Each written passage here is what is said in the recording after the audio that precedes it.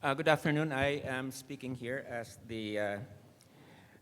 for two organizations, Laban ng Masa, of which I am the national chairperson, and also as a member of a board of the ASEAN Parliamentarians for Human Rights. It's a bit difficult to come after Professor Richard Fox, since he's been recognized as one of the leading specialists in international law. He has also been a victim of lawfare. He was the United Nations Special Rapporteur on Palestinian rights, and he was never allowed by Israel to enter Palestine. And of course, as you can see, he is in very perfect health. Professor Falk is 89 years old, and he still plays tennis every day. So I will not spend much time here, since the speakers on the panel have so much more to say about lawfare than me. I just wanted to share a few thoughts that are more political, psychological than legal in nature. That is, I will touch on the psychological warfare that has been waged against Senator de Lima. I was wondering why at the beginning of Senator Leila's current odyssey, there were not more people who stood up for her. I think I would attribute this to what I termed elsewhere as Duterte's blitzkrieg fascism. While on the ground level, Duterte's panzers, or tanks, rolled over barangays, indiscriminately killing people, at the national level, Duterte and his minions, like the abominably ambitious or simply abominable Richard Gordon, focused their massive firepower on Senator Leila. Both at the ground level and at national level, the aim of Duterte's panzers was to demonstrate the power of the administration to do anything it wanted and communicate that resistance was futile. True, the persecution of Senator Leila was to Duterte partly a settling of personal scores, the guys getting back at her for daring to investigate him for the Davao Death Squad killings. But probably more important, it was a campaign undertaken for what social psychologists would call its demonstration effect on the citizenry. Let me just share my thoughts on two of Duterte's blitzkrieg methods that proved so effective. One was the blatantly misogynistic line of attack, characterizing Senator Leila as, quote, an immoral woman, unquote.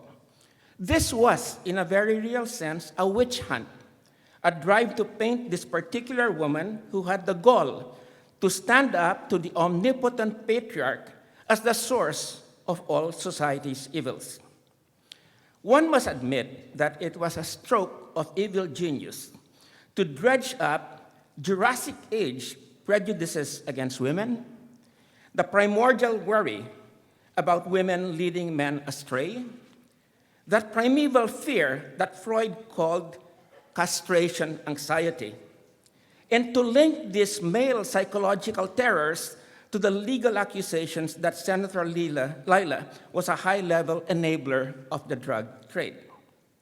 Related to this misogynistic psycho-strategy was the sheer effrontery of the effort to paint a former Secretary of Justice as being at the center of the country's illegal drugs problem.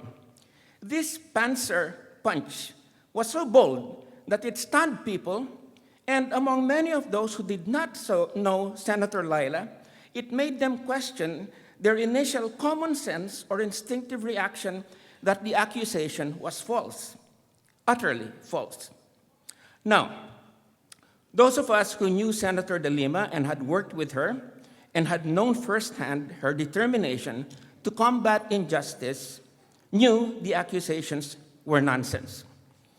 I had the opportunity to work with her briefly in pursuing cases against government officials abroad who were treating our OFWs as sexual prey when I was head of the House Representatives Committee on Overseas Workers' Affairs. And I was thoroughly impressed with her commitment to rectifying injustice.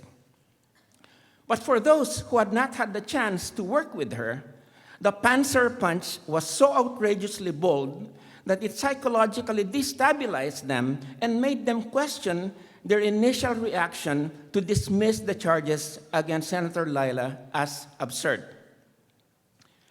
Now, those who did not know Senator Leila could perhaps be excused for being stunned by the lies of the president and his minions.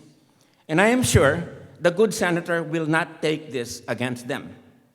But there were others who knew better, but were so worried that the same public crucifixion would happen to them that they remained silent or did not come out to defend her as strongly as they should have.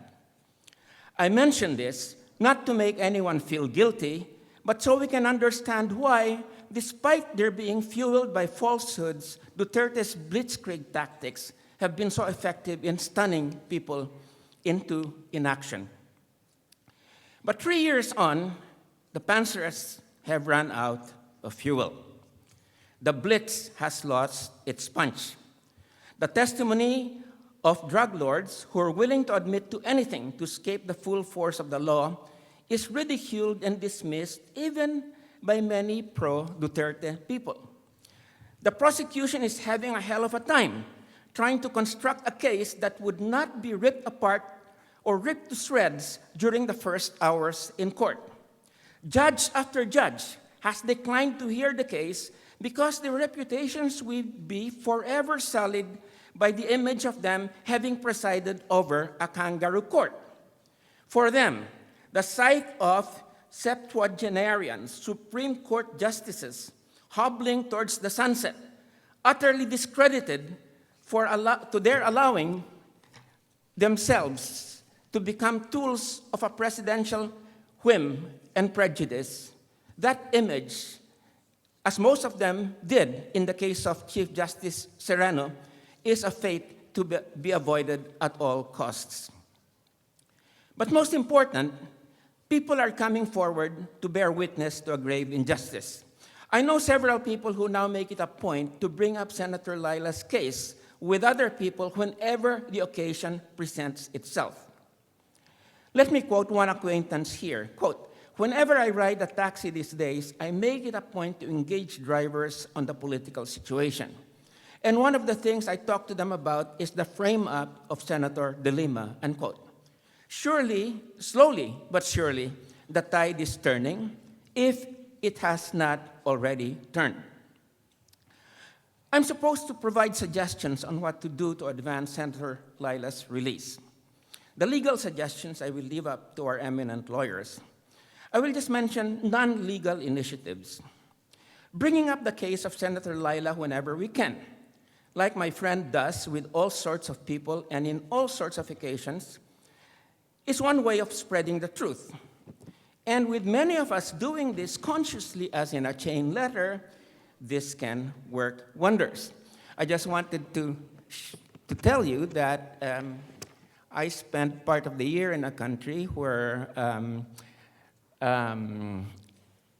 things are not allowed to be said on the mass media or in newspapers about what is going on within a royal family.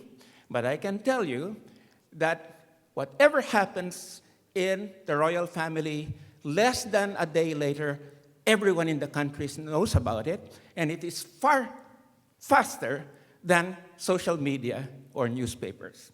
So basically, telling our friends and them telling their friends, etc., about what is happening is really a way of spreading the truth that is not to be underestimated. Then there is bringing up her case to friends and followers in social media. Of course, you'll get responses from the usual trolls. But from my experience over time, this level off while, yeses and positive comments become more common. Let's just be thick-skinned and ignore the trolls. And from my experience, they trail off. Except, of course, in some cases, like that of Chair Chito Gascon, who provides a living for hundreds of trolls who are tasked with no other job than to watch and attack him day in and day out. For educators, Senator Leila is a profile in courage that deserves to be taught in civics classes to our students, even at the elementary level. For those of us who do a lot of public speaking, there is always a way to connect Senator Leila's case to your topic without it having the appearance of being pilit, even when you're talking about, say, globalization, social development, or the craziness of Donald Trump. Then there is the Free Leila Committee. It is simply waiting to be turned from a network into a mass movement, hindi ho ba? And perhaps it is this forum that will trigger this transformation. Perhaps at the highest rung of these modes of resistance is the Law Solidarity Hunger Strike, where hundreds, if not thousands, can join the senator in fasting for her release, following the example of Benigno Aquino. The second. Let us, however, have no illusions about the road ahead of us. Again, let me say that the key obstacle that needs to be surmounted is probably not legal, but psychological in nature. Even when they no longer believe in the charges against Senator Leila, many people may still be unwilling to acknowledge this even to themselves. On this phenomenon, let me offer the insights of Senator Leila herself in an interview I did with her when I posed the question of why Duterte remained so popular. And this is her answer. Quote, "That is the misconception we have about democracy. People feel invested in the person they supported, and they do not want to believe that he is capable of destroying an innocent human being, because if they admit that, they believe that they also have to admit they made the wrong choice. I think people aren't yet prepared for that dose of reality," unquote. Despite such obstacles, Senator Leila, the country's leading political prisoner, is confident that ultimately the truth will prevail.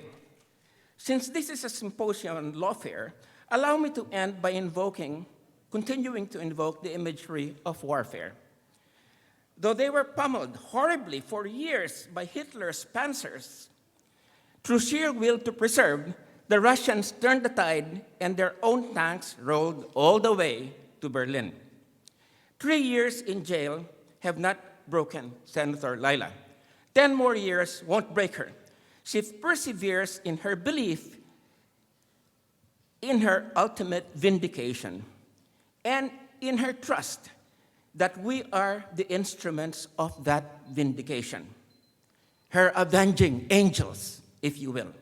Let us prove ourselves worthy of that trust. Thank you very much.